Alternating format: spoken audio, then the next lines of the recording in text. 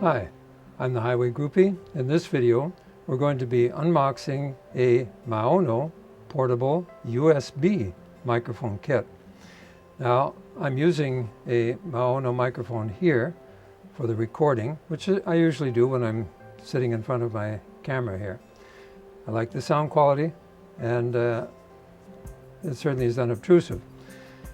Let's see if this one meets the same quality. This microphone was sent to me by Maono to do this review, but I'm going to give it a very honest review, same as I do for all microphones.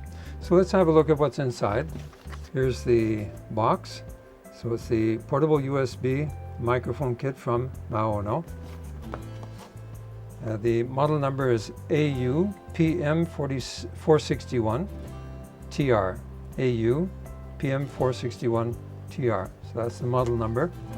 So let's find out what's inside. So we have a little lock here. Open the lock. Open the box. And the usual owner's manual. Now if we take a quick look inside, it's available in several languages here, including, looks like Korean and German, probably Chinese or Japanese. I'm sorry, I don't recognize the characters. Anyway, it gives a description of the microphone, the basic setup, shows how to set it up on its own stand, how to use it, what distances, and a little program to set it up.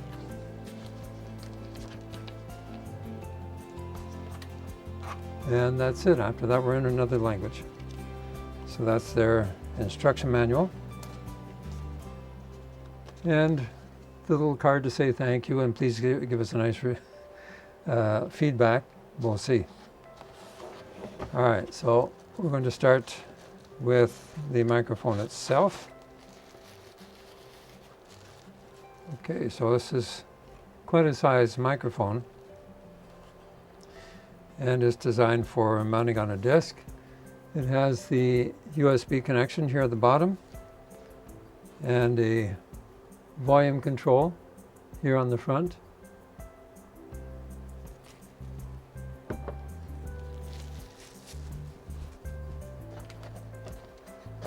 It comes with a pop screen, not to be confused with windscreens. This is not a dead cat, it's a pop screen. It has a cute little tripod. We'll see how this mounts up. There is your USB cable. So it has to the microphone and to the computer. And this seems to be the microphone holder. This screws on here, but it can also screw on. This is the what we call the wide microphone mount. You may need to use an adapter on your microphone stand in order to fit this. Many stands come with this, some come with the smaller one. Anyway, so it screws on here.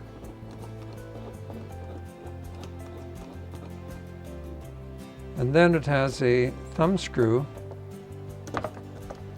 to adjust it. So you can adjust the angle that you want. Okay, to put the microphone in the stand, if you go by what appears in the manual, it appears to show this lip on the upside, which is not correct. At least that's the way it looks to me. Maybe I'm just not very good at interpreting their drawing, but it actually, this goes on the bottom. This part here goes on the bottom. This is your adjuster for setting the direction that you want the microphone to face. This little rubber part here is what seals against the microphone so that it holds it in place. So you actually screw the microphone into, you hold this in place, screw this into the base. The front of the microphone is where the gain is set, this thing here. So you just leave it a little bit loose, turn it the direction that you want. So supposing I want it facing like so, Then once it's facing the right way, then I tighten the last little bit here at the bottom. Microphone's nice and solid. This is nice and solid. This is tightened, so it can't move. The pop screen, that's up to you. It depends on how close you're going to be to the microphone. If I'm up close to it like this, obviously, I'm going to want a pop screen. If I'm a little further back, just use the gain to adjust the volume. Then I'm going to sit a little further back. So, just a small criticism about their book. It doesn't appear to show the right way to screw it into place. So this page here, it sort of shows that ring, the adjusting ring, at the top. It should not be, it should be at the bottom. What we have before us now is, of course, I'm using the Maono microphone that we're testing. This is now the microphone that I'm using for the review. As I usually do with microphones, this gives you a bit of an idea of the sound quality.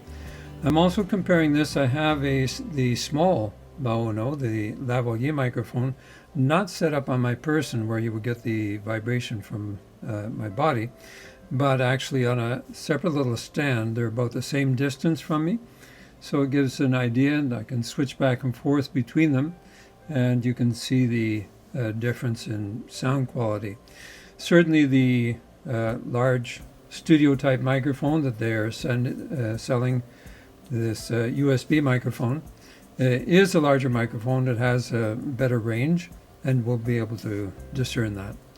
So let's go to the look and feel. The microphone gives the appearance of a studio microphone, as you can see here, and you can probably hear me handling it.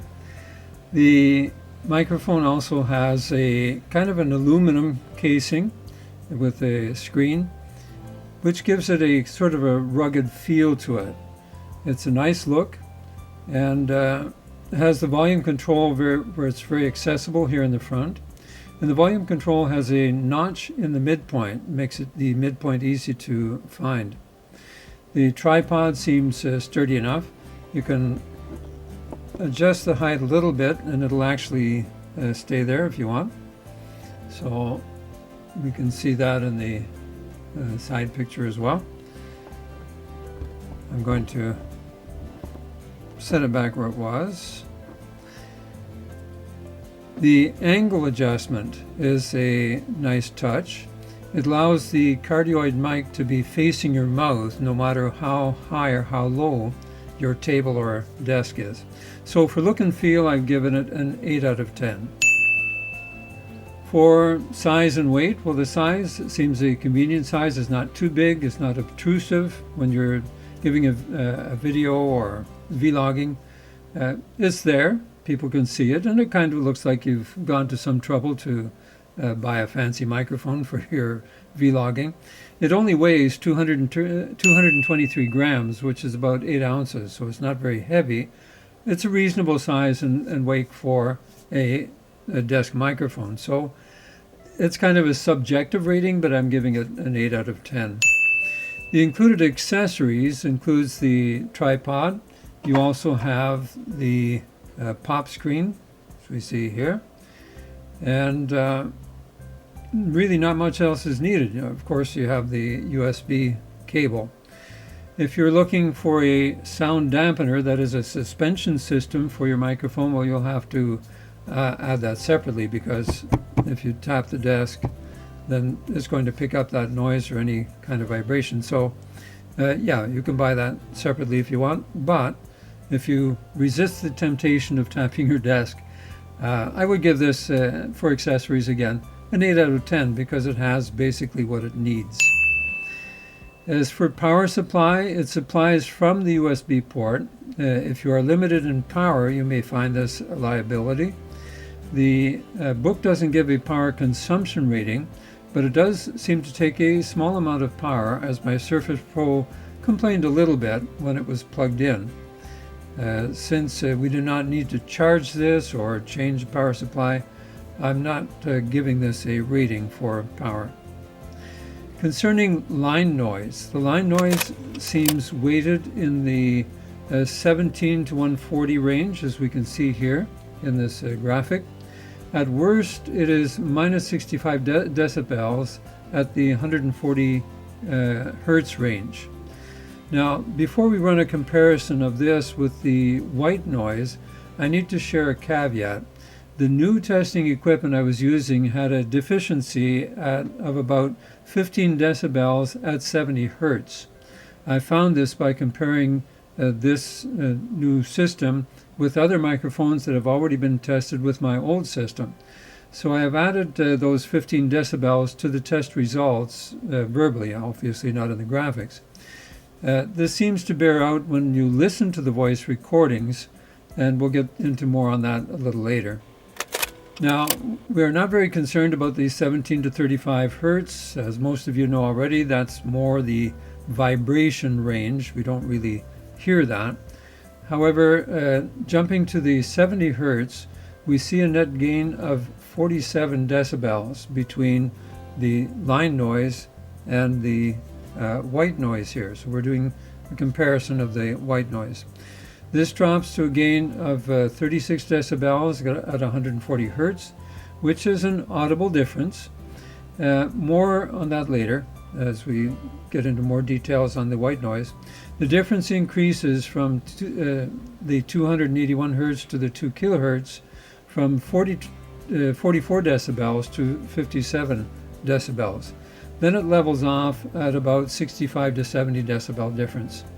This decibel difference curve will give you a greater bass and a higher treble overall. So greater bass and higher treble, not treble, treble.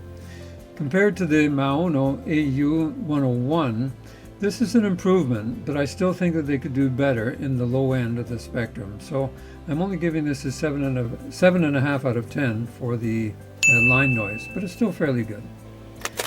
Let's now get into the white noise. As noted already, the sound picks up more in the 70 hertz range. Then it more or less levels off in give or take 4 decibels. And this gives a fairly flat line. This is what we want in white noise. You want a fairly flat line. So despite that spike in the 70 hertz, this is fairly good. When wearing a lapel mic, the mic picks up more of the 17 to 70 hertz because of the vibration resonating through our body.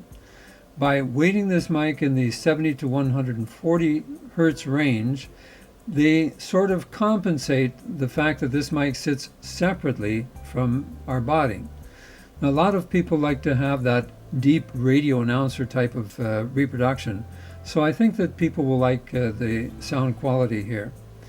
As pointed out before, the decibel difference in the 4 kilohertz to 18 kilohertz range is a bit higher, so it will tend to give you more crispness. This is not a bad thing either, as that it will help to improve the clarity of the sound. So it'll give you clearer speech.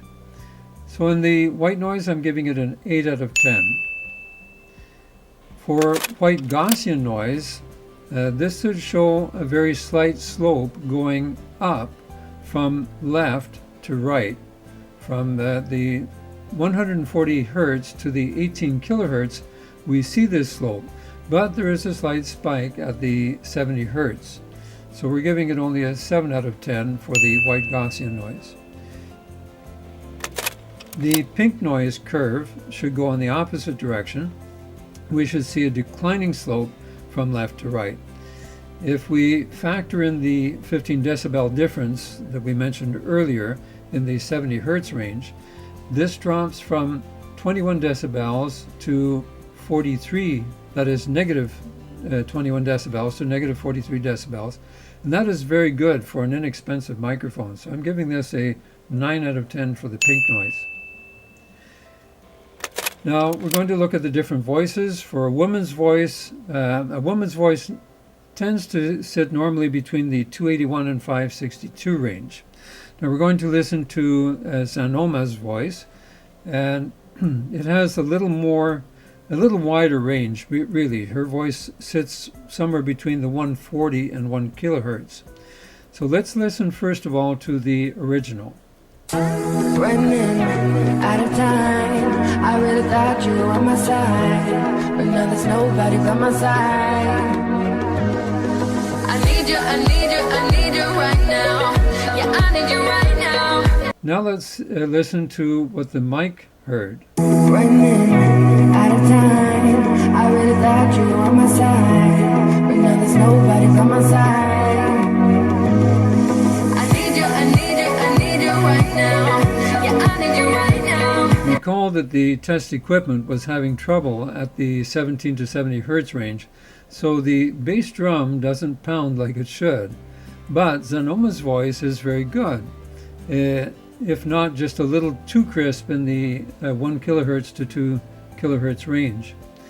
This can be dealt with in post-production, but is not easily dealt with in live production. We're giving it for a woman's voice 7.5 out of 10. Now turning to a man's voice, we look to Rod Beatty for this. This excerpt is from Letters from Wingfield Farm. It's very funny. You may want to look it up. Here is the original. I left the office early today and caught the train out of the city back to Larkspur. Maggie had a dinner meeting of the Women's Institute to get ready for, and she was expecting me home to do chores. It used to bother me that the whole train had to be stopped in Larkspur just to let me off. Then it carried on up to Port Petunia before going back to the city.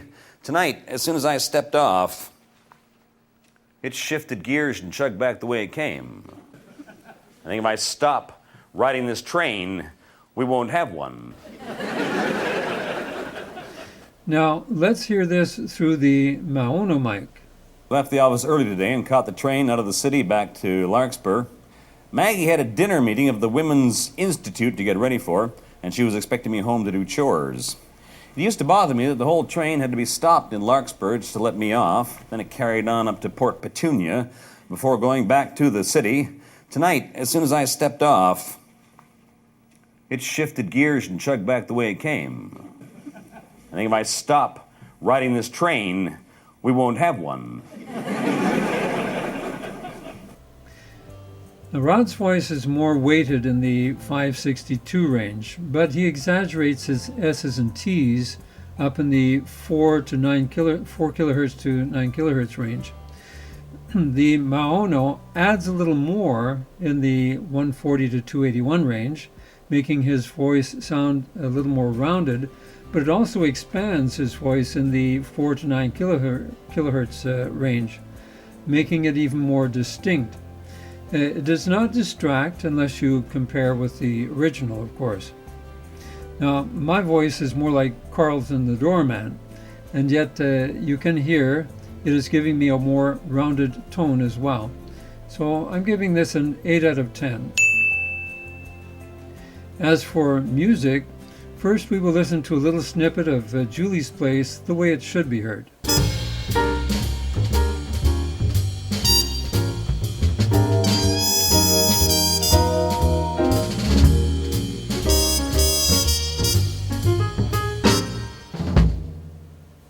Now let's listen with the Maono mic.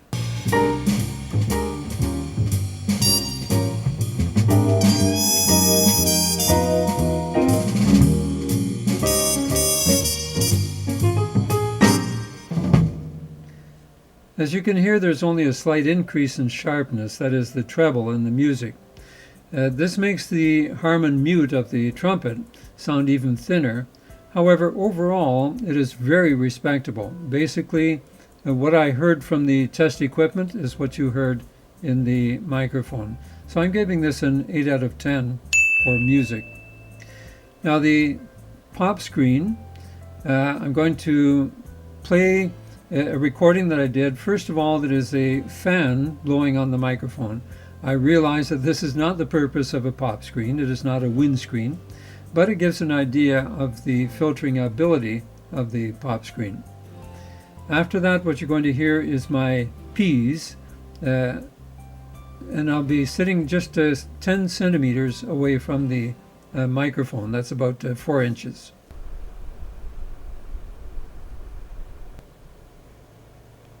I realize that this is not intended to be a windscreen, but rather a pop screen. So we'll see how the pops go. With Pop Goes the Weasel. So overall, I think the pop screen does the job that it was designed for. So I'm giving it a 9 out of 10. For the cardioid effect, the cardioid effect means that the microphone should be unidirectional. There is a difference of 14 decibels from front to side, but there's only a difference of 8 decibels from front to back. Now, I was somewhat expecting this.